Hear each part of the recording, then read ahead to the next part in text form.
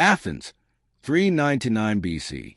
The marble halls of the court shimmer under the morning sun. 500 citizens gather to judge one man, a philosopher, barefoot, calm, unarmed, except for truth itself. His name, Socrates. The city calls him a corrupter of youth, a blasphemer who questions the gods. But he does not tremble.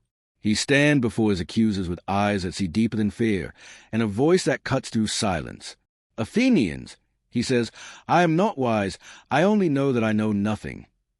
A murmur sweeps the court. To some, it sounds like madness. But to Socrates, it is a beginning of wisdom, the first step toward true success. When they hand him the cup of poison, he accepts it like a friend. No anger, no regret, only peace. For in his heart, he has already achieved what no riches, no fame, no empire could ever buy, the victory of an examined soul. He drinks and lives forever. This is Socratic Spark, where ancient wisdom meets modern success.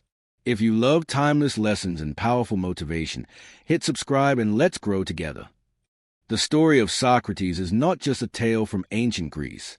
It's a mirror, reflecting you, me, and every soul that ever asked, what does it mean to live well? He lived in a time when Athens was a crown of civilization, full of wealth, politics, and pride. Yet amid the noise of ambition and the glitter of fame, one man dared to ask the simplest and most dangerous question: what is the good life? While others chased power, Socrates chased truth. While men built statues to honor themselves, he built wisdom in the minds of others. He wandered through the marketplace, barefoot and smiling, questioning soldiers, poets, merchants, not to humiliate them, but to awaken them. He believed that success wasn't measured by applause, titles, or gold, but by the state of one's soul. To him, the unexamined life was like a ship without a compass, moving, yet lost.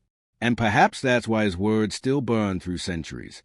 Because even today, in our modern Athens of screens and distractions, we chase shadows, status, approval, comfort, and forget the one question that defines all others. Who am I, really? Socrates was condemned by his own city, but his question survived its walls.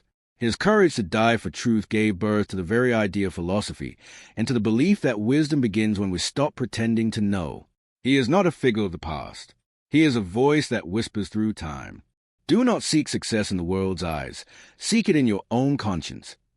This journey you are about to take is not about Socrates alone.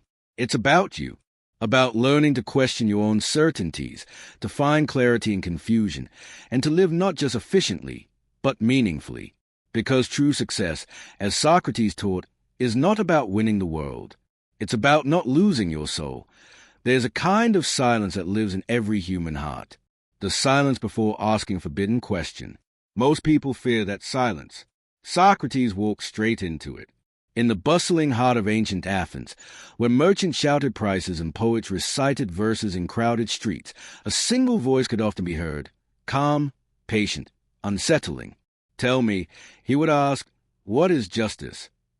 What is beauty? What is success? And suddenly, the confident would hesitate. The powerful would fumble for words. The rich would look away, because the questions he asked were not meant to humiliate. They were meant to wake. Socrates believed that the mind, like a sleeping child, must be shaken gently until it opens its eyes to truth. He saw how men live in the illusion of knowledge, quoting poets, repeating teachers, worshipping reputation, yet never thinking for themselves. And so, he became the gadfly of Athens, stinging the city awake, one question at a time. I am a gadfly, he said at his trial, and the state is a great and noble horse. It is my duty to awaken it. But awakening has a price. For every question that frees, there's a crowd that fears. They called him dangerous, a corrupter of youth, because he taught young minds to think beyond obedience. In truth, he was guilty of only one crime, believing that courage is not found in battlefields, but in honest conversation. And that's where his genius still lives today. We live in an age that celebrates opinions more than understanding, where everyone speaks, but few actually think. We scroll, we argue, we react, but how often do we question what we believe? Socrates would have smiled at our chaos, not with mockery, but with compassion. He would have walked among us, not to give answers, but to ask, why do you desire what you desire? Whose voice lies inside your mind? Are your thoughts truly your own? These are not easy questions. They are mirrors, and to look honestly into them takes courage. Courage, not the kind that fights wars or climbs mountains, but the kind that fights within. The courage to question is a courage to be misunderstood, to be mocked, even hated, and still to seek truth anyway. Socrates showed that the bravest act is not to shout louder than others, but to listen deeply, even when what you hear breaks your illusions. He said, "To know thyself is a beginning of wisdom." But self-knowledge is not gentle, it is surgery. It cuts away the false, the borrowed, the comfortable. It leaves you bare, but free. And perhaps that is what true success really means. Not escaping discomfort, but facing it with honesty. In every age, people build temples of comfort, false certainties, social masks, shallow truths. But Socrates built none. He built only questions, because he knew the mind that never questions becomes a prison, and the soul that dares to question becomes immortal. The courage to question is the beginning of all revolutions, of thought, of conscience, of life itself. It is how truth enters a world, not through power, but through persistence. When we question sincerely, we are not rebelling against society. We are returning to our humanity. And so, Socrates still whispers across centuries, do not fear the question that shakes your beliefs. Fear the belief that forbids your questions. For every truth we uncover, we free a part of our soul. And that is the first step toward true success. Transition. But questioning alone is not enough. To ask is a beginning. To understand is a journey. And so, the next step on this path is to realize what Socrates saw more clearly than anyone before or since. That wisdom begins where arrogance ends. There's a strange moment in every honest mind. The moment it realizes it might have been wrong all along. Socrates called that moment the birth of wisdom. One afternoon, as the story goes, a friend of Socrates visited the oracle at Delphi. The priest declared, "No man is wiser than Socrates." When Socrates heard this, he laughed. "The gods must be joking," he said, "for I know nothing." But then he began to wonder, why would the oracle say such a thing? So he went out into the city and questioned the so-called wise, the politicians, poets, craftsmen, generals, those celebrated for their brilliance. And what he discovered changed philosophy forever, though he found that the politicians spoke confidently, but when examined, their words were hollow. The poets wrote beautifully, but could not explain their own verses. The craftsmen were skilled, but believed that technical mastery made them wise in all things. Socrates realized that everyone thought they knew, yet none truly understood. And so he said, "I am wiser than these men only in this, that I know nothing." Those words shook Athens. To the proud, it sounded like madness. How can ignorance be wisdom? But to the humble, it was revelation, the doorway to truth. Because what Socrates meant was not stupidity. He meant awareness, the deep understanding of one's own limits. He saw that human arrogance builds walls around the mind, while humility opens its gates to learning. The fool says, "I already know." The wise say, "Teach me more." Modern life has only magnified that illusion. Today, we carry libraries in our pockets, oceans of information, but drops of understanding. We mistake data for wisdom and opinion for truth. Socrates would have looked at our screens and smiled that quiet, knowing smile of his. "You are full," he might have said, "but not nourished." True learning, he believed, begins with emptiness, the mind willing to be questioned, to doubt itself, to unlearn, because the soil that clings too tightly to old roots can never grow new seeds. Ignorance, in Socrates' sense, was not darkness, it was dawn. It was a first light before knowledge, the honest confession that makes growth possible. I know that I know nothing is not defeat, it is freedom. The freedom to explore, to fail, to change your mind, to keep evolving. It takes courage to say, "I don't know," because the world worships certainty. People prefer the comfort of answers to the adventure of questions. But Socrates refused comfort. He lived in the sacred tension between knowing and not knowing, and that is where truth breathes. The greatest teachers in history, from Buddha to Newton, from Rumi to Einstein, carried the Socratic humility. Einstein once said, "The more I learn, the more I realize how much I don't know." It is a lineage of wisdom that begins in the silence of self-awareness. The ego wants to be right. The soul wants to be real. Socrates chose the latter. In our own lives, his message whispers softly, "Be less certain and more curious. Ask not, how can I prove I'm right, but what truth am I missing?" Because every argument won through pride is a truth lost through blindness. And so, when we dare to admit our ignorance, something miraculous happens. Our mind becomes teachable, our heart becomes open, and wisdom begins to flow like water finding its path through stone. That is where growth lies, not in answers, but in awareness. Transition. Socrates taught that this awareness, this humble self-recognition, is a foundation upon which all philosophy stands. But once you have learned to question and to admit your ignorance, what comes next? He would say, now turn your gaze inward. For if ignorance is the beginning of wisdom, then reflection is its heartbeat. There are two kinds of people in the world, those who live and those who merely exist. The difference? Reflection. Socrates stood before the Athenian jury, moments away from death, and said the words that would echo through eternity. The unexamined life is not worth living. The whole fell silent. Even his enemies could not deny the power in those words. He was not speaking to judges. He was speaking to humanity. Because most of us live as though on a moving train, rushing from one goal to another, counting miles, but never asking where it's all heading. We chase careers, status, relationships, comfort, but how often do we stop and ask, why do I want what I want? Socrates called that stopping, the moment of examination, a moment of radical honesty with oneself. To examine life is to hold a mirror up to your soul, not to judge, but to see. And to see yourself clearly is the beginning of freedom. He believed that without self-reflection, we are like actors who forget we're in a play, performing roles written by others. The world tells us what to value. Society whispers what to fear. Parents, peers, media all hand us scripts, and we follow them because it's easy to be busy than to be conscious. But Socrates would stop us mid-scene and ask, who wrote your lines? Is this truly your life, or just a reflection of someone else's expectations? He wasn't against work, wealth, or success, but against blindness. For Socrates, self-examination was not about guilt, it was about clarity. He wanted people to see themselves living, to notice the inner movements of the soul, the motives, the fears, the contradictions. Because only by seeing ourselves truthfully can we choose wisely. Without reflection, even success becomes slavery.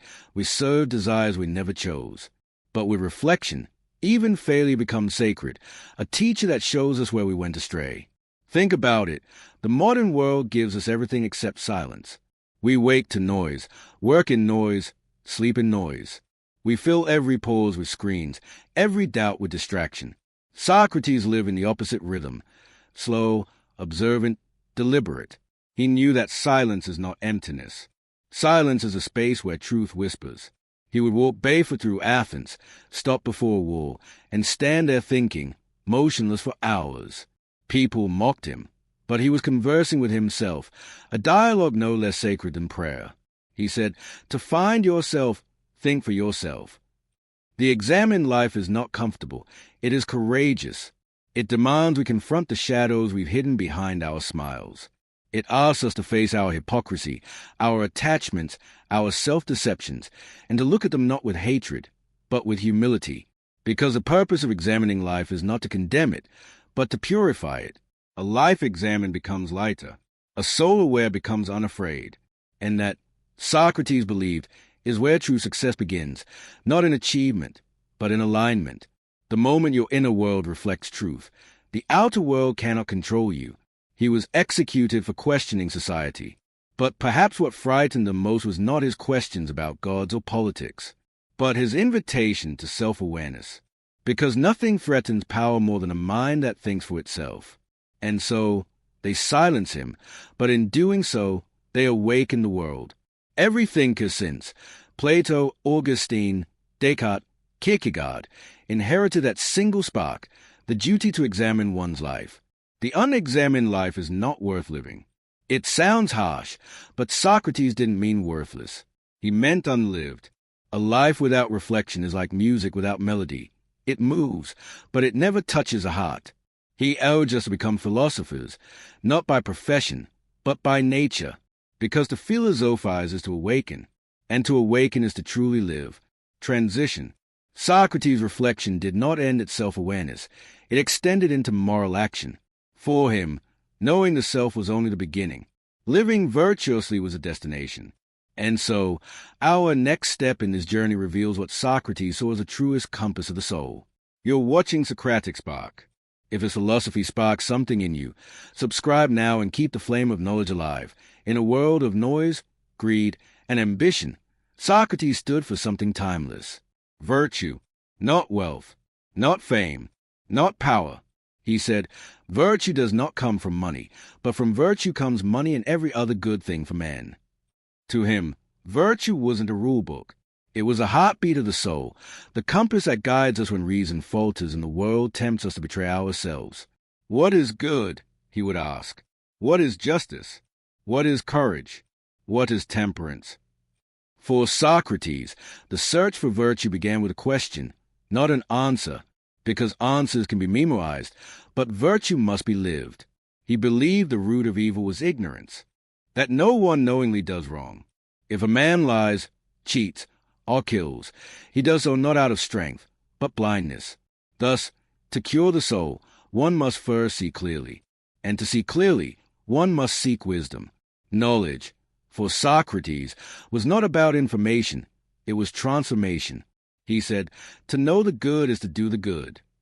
In those words lies the foundation of moral awakening, that virtue is not taught by punishment or law, but by understanding the truth within oneself.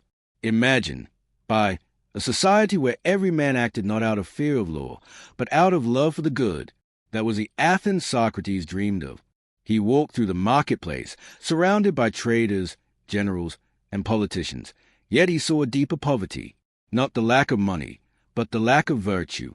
He said, there's only one good, knowledge, and one evil, ignorance. For him, the soul was like a chariot, with desire pulling one way, reason the other, and virtue as the reins. Without virtue, desire runs wild. Without reason, courage becomes recklessness. Without wisdom, faith becomes fanaticism. Virtue unites these forces, keeping the soul in balance. That is why he called virtue the art of living well. Not luxury, not reputation, but harmony within the soul. But, thus, here's the tragedy. The world rarely rewards virtue. The honest man is mocked. The humble man is overlooked. The moral man is questioned. Yet Socrates stood firm, unshaken, because he knew that virtue is its own reward. He said, no evil can happen to a good man, either in life or after death. The wicked may harm your body, but they cannot touch your soul, for the virtuous man carries his heaven within. That's why, when his students begged him to escape prison, he refused. Would you have me live in Dishna? He asked. To him, escaping would mean betraying his own teaching, and that was a far worse death than poison. His body was mortal, but his integrity was eternal. That night, as he drank the hemlock, he smiled, not because he loved death, but because he feared hypocrisy more. He showed the world that virtue is not an idea, it's a choice. Even today, thus, we chase what glitters, money, attention, validation. But Socrates would ask, does it make your soul lighter or heavier? If your success costs your peace, it's not success. If your ambition kills your empathy, it's not greatness. Virtue, that quiet, invisible compass, still whispers the same direction it did 2,500 years ago. Do what is right, even when no one is watching. Socrates never claimed to be wise. He said, I know that I know nothing. But in that humility lay the seed of all virtue, because a man who knows he is ignorant becomes teachable, and the soul that learns grows. Virtue is not perfection. It's progress, the slow polishing of the soul against the stone of experience. Every mistake, every regret, every heartbreak, a lesson in disguise, refining the compass. The scene fades. Socrates' words still echo. Let him who would move the world first move himself. Because true revolution is not political, it's moral. The battle is not fought in the streets, but within the soul. And the victory of virtue is silent, but eternal. Transition. As his life neared its end, Socrates faced death with the same calmness he had lived with. To him, death was not the end, but the continuation of wisdom. And so, in our next chapter, we enter his final teaching, the mystery of death and immortality. The scene opens in the dim prison chamber of Athens. The walls are silent, but they have witnessed history. The man who once questioned kings, priests, and poets now sits alone, calm, barefoot, and smiling. Around him, his students weep, Crito, Phaedo, Apollodorus. The cup of poison waits quietly on a wooden table. The air is heavy, yet Socrates is light. He looks at them, not as a man condemned, but as a teacher giving his final lesson. My friends, he says, no harm can come to a good man. They beg him to escape. They tell him that the people love him now, that they will hide him far from Athens. But he shakes his head. Would you have me live in contradiction to all that I have taught? For Socrates, to run would mean betraying the truth, and that, he said, would be a far greater death that he reminds him of his lifelong pursuit, not of survival, but of virtue. I have spent my life seeking truth, he says, and truth has led me here.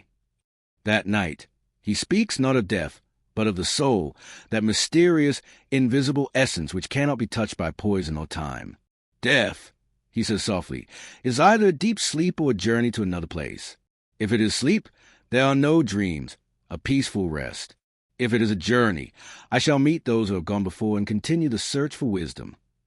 Even as his friends sob, Socrates comforts them. He asks the jailer to bring the cup. The man trembles, tears in his eyes. Socrates accepts it with serenity, as if it were a gift. He raises it, looks at his students, and says his last words. Crito, we owe a rooster to Asclepius. Do not forget to pay the debt. A strange final message, yet filled with meaning. Asclepius was a god of healing, and Socrates, by thanking him, meant this. Death is a cure for the sickness of ignorance. He drinks the poison slowly. His hands tremble, not from fear, but from the cold of the hemlock coursing through his veins. He walks a few steps, then lies down. His breathing slows. His disciples can hardly speak.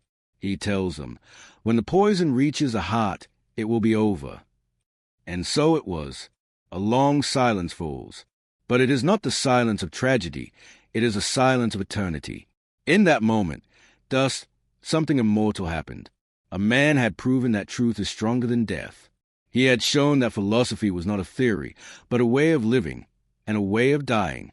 The Athenians killed his body, but they could not kill his voice. That voice would echo through Plato's dialogues, inspire Aristotle's ethics, shape Christian theology, and challenge Nietzsche's rebellion. It would whisper through centuries to thinkers, poets, scientists, and rebels, all asking the same question. What is the good life? The scene fades to black. The sound of the cup being placed on the table still echoes, and in that echo lies the heart of his philosophy, to live without fear and to die without regret. Socrates did not seek immortality. He simply lived so truthfully that immortality found him. Today, thus, his death is more alive than most lives. It reminds us that the true measure of success is not applause, not followers, not survival, but integrity, the courage to live what you believe, even when the world stands against you, to speak truth, even if your voice shakes, to accept death not as defeat, but as liberation from falsehood. That is true success according to Socrates. The narrator's voice softens. What is death to a man who has examined his life? For Socrates, it was not the end. It was a continuation of inquiry, a return to the source of all wisdom. He faced it not with fear, but with gratitude, as if saying, my work here is done. Transition to conclusion. As the cup is emptied and the light fades, we return to the eternal question. What is true success? The answer, Socrates whispers through time. To live in truth, to seek virtue, and to die unafraid. The cup has emptied. The room has fallen silent. The man who questioned an empire lies still. But in that silence, something begins to awaken. An idea, a truth that cannot be poisoned, silenced, or buried. Socrates' body may have perished, but his voice, that calm, relentless voice, began to echo through time. The morning after his death, Athens was quieter than usual.